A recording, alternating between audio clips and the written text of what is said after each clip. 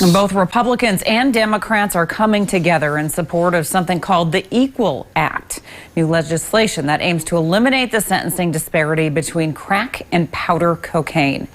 Andy Ani reports. You might be surprised to learn that there's no pharmacological difference in how the body reacts to the substance in its different forms. What's even more surprising is a person's sentence can be 18 times worse for a crack cocaine offense. And many people are asking why. Matthew Charles, who was one of the first people freed following similar legislation, says the issue dates back to the war on drugs targeting the Black community. Not only were they being taken at a rapid rate, arrested at a rapid rate, but also given sentences that were beyond what was appropriate. According to the U.S. Sentencing Report, 80.9% of crack cocaine trafficking offenders were Black. Powder cocaine offenders have been shown to be mostly white and often receive lesser sentences. Charles tells us the effects of the disparity is something he personally experienced. By no means was I innocent. I was guilty of sin.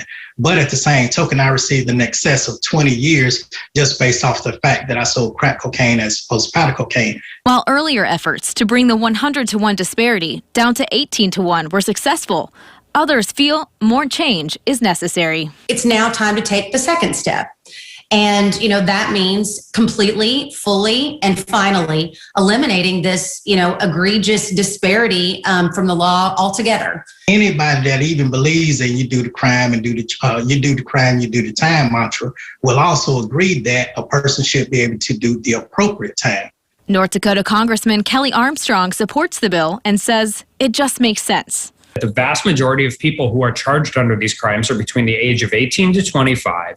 They are going to reenter society at some point in time. And locking people up for 30 years for a first-time nonviolent offense doesn't solve a lot of our problems. And we can help save lives. We can help bring families back together. And in the process, you know what else? We'll save the taxpayers some money. We're not saying people shouldn't be held accountable. And I'm sure the people, Bismarck, truly believe that, that people who commit violent crimes and are dangerous, should be isolated from society. They should be put away.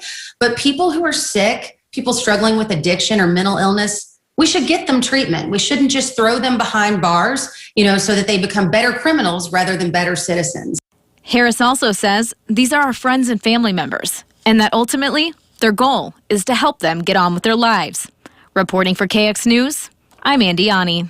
The Justice Action Network and Representative Armstrong hope the Equal Act gets a judiciary hearing soon. The state of North